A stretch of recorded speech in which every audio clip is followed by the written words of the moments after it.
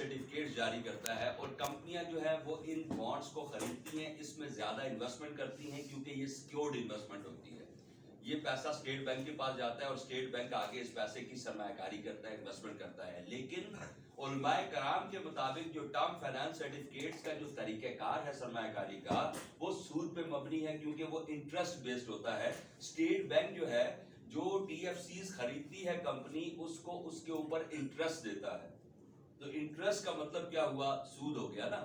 اب علماء کرام نے اس کا متبادل جو ہے وہ سکوک کی صورت میں ایک نظام ترتیب دیا ہے, سکوک بانڈز. ٹی ایف سیز کا جو شرعی الٹرنیٹ ہے وہ سکوک بانڈز ہے. اب اسٹیٹ بینک ہی سکوک بانڈ جاری کرے گا, اسلامک بینکس اور تکافل کمپنیز جو ہے وہ سکوک بانڈز میں انویسٹمنٹ کرتی ہیں کیونکہ یہ سکوک بانڈ جو ہے شریعت کے مطابق نظام ترتیب دیا گیا ہے. اس میں کیا ہوتا ہے, اس میں انٹرسٹ نہیں دیا جاتا, اس میں منافع دیا جاتا ہے انویسٹرز کو. کیسے منافع دیا جاتا ہے کہ یہ جو سکوک بانڈز ہوتے ہیں یہ گورنمنٹ اپنے کسی فکس ایسٹ کے بدلے میں یہ سکوک بانڈ جاری کرتی ہے. فار ایگزامپل آپ نے سنا ہوگا پچھلے دنوں میں کہ پاکستان کی گورنمنٹ نے جو ہے وہ موٹر وے کو گروی رکھ دیا, یا فلاں بلڈنگ کو جو ہے وہ سرکاری بلڈنگ کو گروی رکھ دیا اور اس کے بدلے میں جو ہے وہ بانڈ جاری کر دیے. تو یہ حکومت جو ہوتی ہے وہ اپنی کسی جو ان کی ملکیت ہوتی ہے اس کے بدلے میں یہ بانڈ جاری کرتی ہے. جو کمپنی ان بانڈز کو خریدتی ہے, اس کے اندر انویسٹ کرے گی, اس کمپنی کی جتنی انویسٹمنٹ ہے اس کی انویسٹمنٹ کے حساب سے وہ اس پراپرٹی کی اتنی مالک بن جاتی ہے. مطلب اس کی آنرشپ آ جاتی ہے, پارشل آنرشپ آ جاتی ہے. اب وہ جو وہاں سے منافع ہوتا ہے, جو کاروبار چل رہا ہوتا ہے جس کے بدلے میں سکوک بانڈ جاری کیے جاتے ہیں, وہ منافع جو ہے وہ اس کمپنی کو دیا جاتا ہے, اس کے ساتھ شیئر کیا جاتا ہے, انٹرسٹ نہیں دیا جاتا اس کا.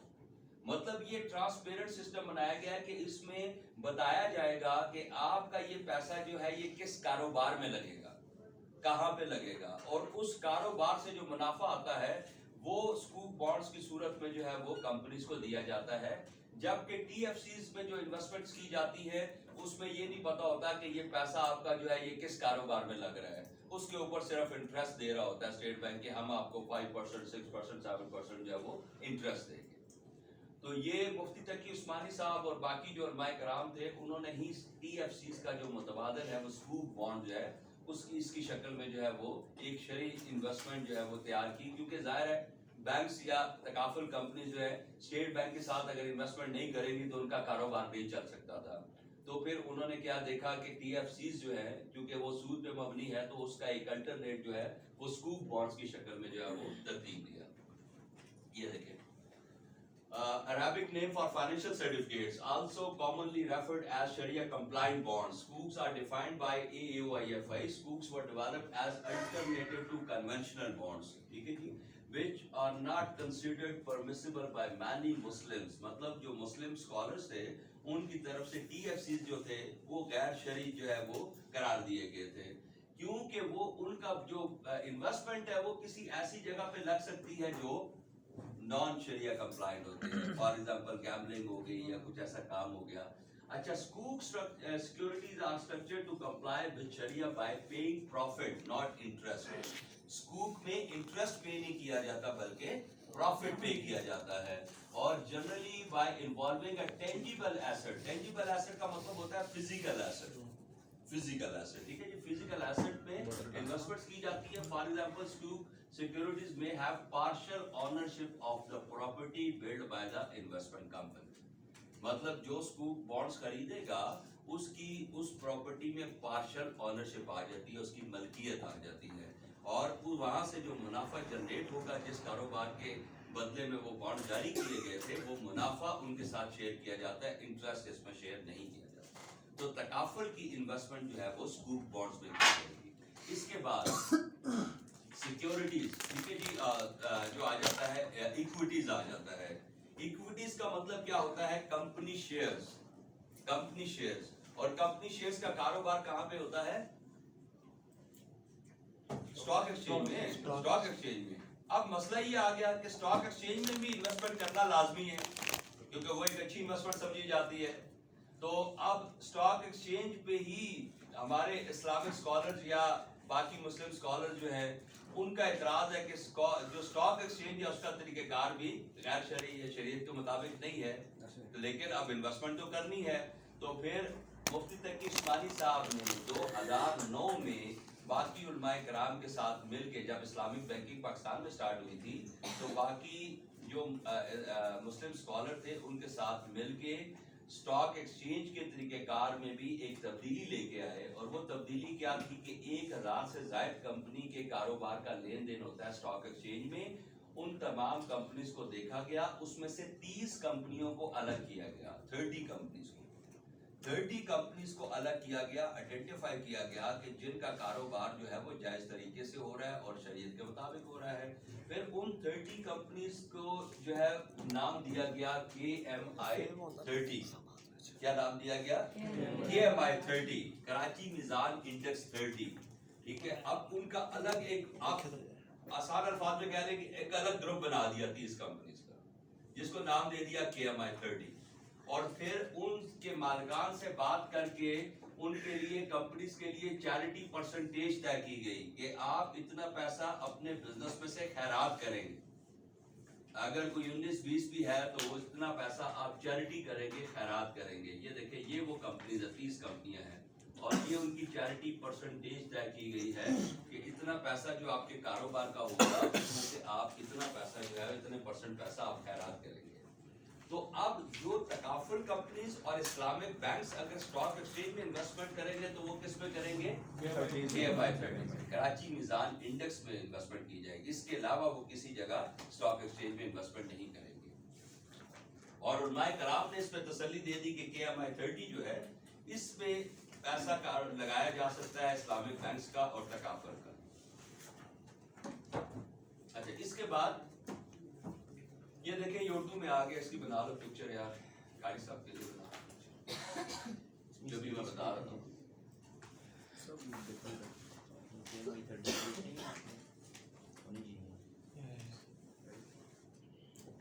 تو یہ ہو گیا اسلامک ایکویٹیز.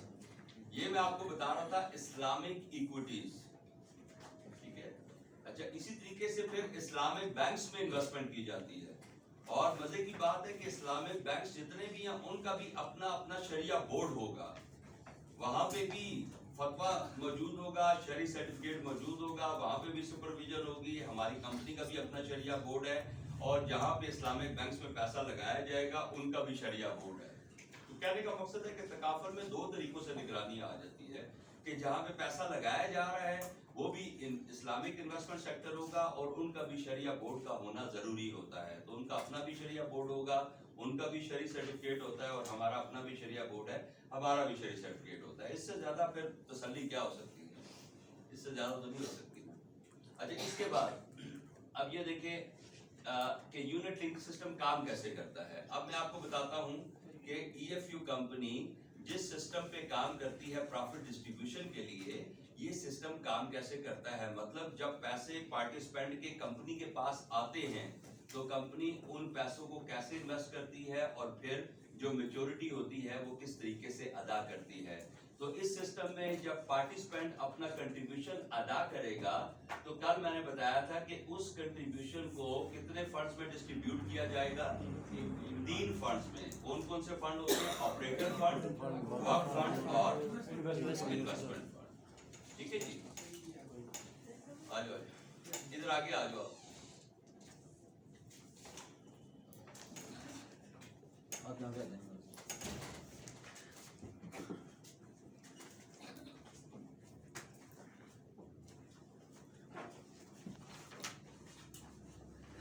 یار آج 29 کیسے لوگ ہو گئے؟ کل 27 تھے، آج 29 ہو گئے. 2 لوگ ایکسٹرا کون سے ہیں؟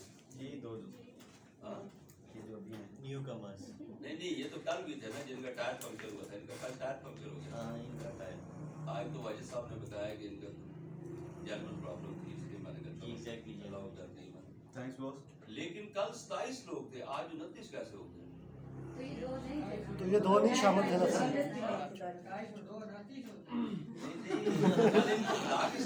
نہیں سر، یہ دور نیپا ویلی دور ہے سر، بہت زیادہ یہاں سے. نہیں، کل آپ لوگ نہیں آئے.